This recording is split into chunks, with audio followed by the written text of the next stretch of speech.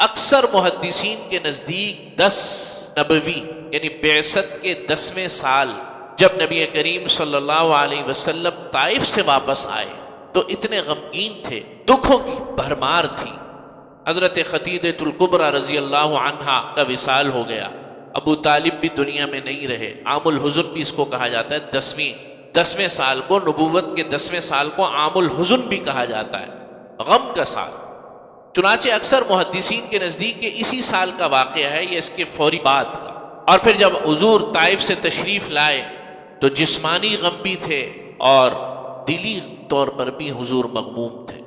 نبی کریم صلی اللہ علیہ وسلم اپنی چچا زاد بہن ام ہانی کے گھر آرام کر رہے تھے رات کے وقت، جب حضرت جبریل علیہ السلام تشریف لائے۔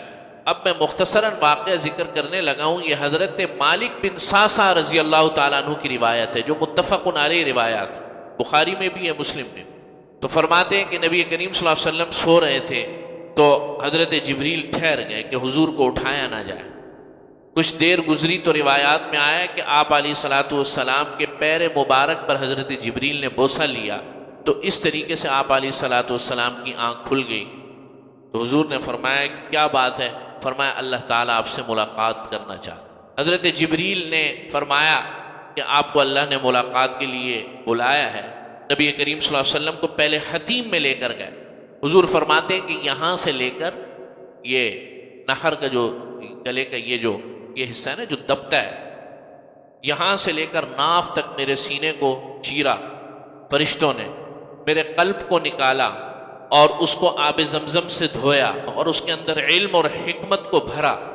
اس کے بعد دوبارہ شق صدر ہوا اور اس کے بعد نبی کریم صلی اللہ علیہ وسلم کے لیے ایک سواری حاضر کی گئی، براق جسے کہا جاتا ہے۔ آپ علیہ السلام فرماتے ہیں گھوڑے سے تھوڑی چھوٹی تھی اور خچر سے یا گدھے سے تھوڑی سا بڑا اس کا قد و قامت تھی، جہاں نگاہ آخر تک جاتی تھی پہلا قدم اس کا وہاں ہوتا تھا۔ چنانچہ سب سے پہلے مسجد اقصیٰ لے جایا گیا اور مسجد اقصیٰ لے جا کر تمام انبیاء حاضر تھے نبی کریم صلی اللہ علیہ وسلم کے اعزاز میں۔ حضرت جبریل نے اذان دی، اب نبی کریم صلی اللہ علیہ وسلم تشریف فرما ہے۔ آپ علیہ السلام تمام نبیوں کے ساتھ بیٹھے ہیں۔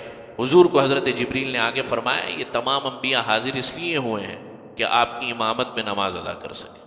آپ علیہ السلام نے تمام نبیوں کی امامت فرمائی اور اس کے بعد سفر شروع ہوتا ہے معراج کا۔ یہ بھی معراج کا ہی حصہ ہے لیکن ابھی دنیا میں۔ اس کے بعد پہلے آسمان پر نبی کریم صلی اللہ علیہ وسلم تشریف لے گئے۔ حضرت جبریل جب پہلے آسمان کے دروازے کو کھٹکھٹایا، منادی کی، فرمایا آپ کے ساتھ کون ہے؟ فرمایا محمد۔ پھر فرمایا محمد کو، نبی کریم صلی اللہ علیہ وسلم کو خوش آمدید ہو۔ پہلے آسمان پر ملاقات ہوتی ہے حضرت آدم علیہ السلام سے۔ حضرت آدم علیہ السلام ملاقات میں فرماتے ہیں مرحبا بالنبی الصالح والابن الصالح، میرے پیارے اور نیک بیٹے کو مرحبا ہو، خوش آمدید ہو، اور نبی صالح کو مرحبا ہو۔ دوسرے آسمان پر تشریف لے کر جاتے ہیں۔ دوسرے آسمان پر حضرت عیسیٰ اور یحییٰ علیہ السلام۔ تیسرے آسمان پر حضرت ادریس علیہ السلام۔ چوتھے آسمان پر حضرت یوسف، اور پانچویں آسمان پر جو ہے حضرت ہارون علیہ السلام، اور چھٹے آسمان پر حضرت موسیٰ علیہ السلام۔ اس کے بعد حضرت ابراہیم علیہ السلام۔ نبی کریم صلی اللہ علیہ وسلم کا سفر آگے کا شروع ہوا، سدرۃ المنتہا اور بیت المعمور۔ بیت المعمور بیت اللہ کے بالکل سیدھ میں، جو بیت اللہ کا خانہ کعبہ ہے اس کی بالکل محاذات میں آسمان پر بیت المعمور ہے، جہاں فرشتے طواف کرتے ہیں۔ 70,000 فرشتے ایک دن میں طواف کرتے ہیں اور دوبارہ پھر ان کا کبھی بھی قیامت تک نمبر نہیں آیا۔ آپ علیہ السلام کو بیت المعمور کی زیارت کی تو فرشتوں نے درخواست کی نیچے بھی آپ نے امامت فرمائی ہے، اب ہماری بھی امامت فرمائیں۔ نبی کریم صلی اللہ علیہ وسلم نے پھر وہاں بیت المعمور میں امامت فرمائی فرشتوں کی۔ اس کے بعد حضرت جبریل، مختصراً عرض کر رہا ہوں، حضرت جبریل علیہ السلام نے سدرۃ المنتہا وہ دکھایا آپ علیہ السلام کو۔ یہ سدرۃ المنتہا وہ جگہ ہے جہاں اللہ رب العزت سب سے اعلیٰ ترین جنت کو قائم فرمائیں گے یا ہوگی۔ بعض روایات میں آیا کہ آپ علیہ السلام نے جنت اور جہنم کا مشاہدہ کیا۔ جنت میں حضرت ابو بکر صدیق رضی اللہ تعالیٰ عنہ کا محل دیکھا، حضرت عمر کا محل دیکھا، حضرت بلال کا محل دیکھا، نمازیں عطا فرمائی گئیں جو امت کے لیے اس واقعے میں جو چیز ہے اصل، 50 نمازیں عطا فرمائیں۔ واپسی تشریف حضرت موسیٰ علیہ السلام سے ملاقات، جس طرح تشریف لے کر گئے تھے ہر نبی سے ملاقات ہوئی، واپسی پر بھی ہر نبی سے ملاقات ہوئی۔ یہاں چھٹے آسمان پر حضرت موسیٰ علیہ السلام نے فرمایا کہ کیا معاملہ ہوا؟ فرمایا 50 نمازیں عطا فرمائی گئیں۔ فرمایا میری امت نے تو 3 نہیں پڑھی، آپ اس کو کم کروا کے لائیں، اللہ سے درخواست کریں۔ گئے 45 ہوئی، 9 دفعہ چکر لگایا نبی کریم صلی اللہ علیہ وسلم نے، 5 رہ گئی۔ 5 پر بھی حضرت موسیٰ نے فرمایا کہ نہیں یہ بھی زیادہ ہے، آپ تشریف لے جائیں۔ فرمایا نہیں اب مجھے حیا آتی ہے۔ آسمان سے ندا آئی کہ ہیں 5 ہی لیکن ثواب 50 کا ملے۔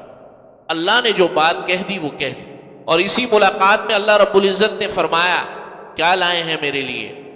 نبی کریم صلی اللہ علیہ وسلم نے فرمایا آپ کے لیے عاجزی لے کر آئے ہوں، عبدیت لے کر آئے ہوں، کیونکہ یہ وہ چیز ہے جو آپ کے پاس نہیں ہے، عبدیت کا تحفہ آپ کے لیے لے کر آئے۔ اللہ نے فرمایا کہ اب آپ کیا مانگتے ہیں؟ تو نہ اپنے صحابہ کے لیے کچھ مانگا، امت کے لیے مانگا۔ فرمایا ہم نے آپ کی آدھی امت کی مغفرت فرما دی۔ اللہ کے نبی صلی اللہ علیہ وسلم نے فرمایا آدھی نہیں، مجھے پوری امت کے لیے شفاعت کا حق نصیب فرمائے، پوری امت کے لیے سفارش کروں گا، یہ حق نصیب فرمائے۔ نبی کریم صلی اللہ علیہ وسلم کو اللہ نے پوری امت کے لیے شفاعت کا حق نصیب فرمایا۔ اچھا چلیں، جیسے آپ راضی ہم آپ کو راضی کریں۔ یہ حضور کا اکرام ہو رہا ہے، حضور کا کیا ہو رہا ہے؟ اکرام ہو رہا ہے۔ اسی لیے آپ علیہ الصلوۃ والسلام نے فرمایا شفاعت امتی لأہل الکبائر، میری جو شفاعت ہے میرے امتیوں کے لیے وہ اہل کبائر کبیرہ گناہ والوں کے لیے۔ تو یہ سب کچھ حضور علیہ الصلوۃ والسلام کے طفیل ہمیں ملا۔ اس واقعہ معراج میں 2 چیزیں ہمارے لیے سمجھنے کی ہیں۔ واقعے کی اور بہت تفصیلات ہیں، اتنے کم وقت میں عرض کر بھی نہیں سکتا، لیکن ان تفصیلات میں جو سب سے بنیادی چیز ہے وہ یہ ہے کہ اللہ رب العزت نے نبی کریم صلی اللہ علیہ وسلم کے طفیل ہمیں نماز عطا فرمائی۔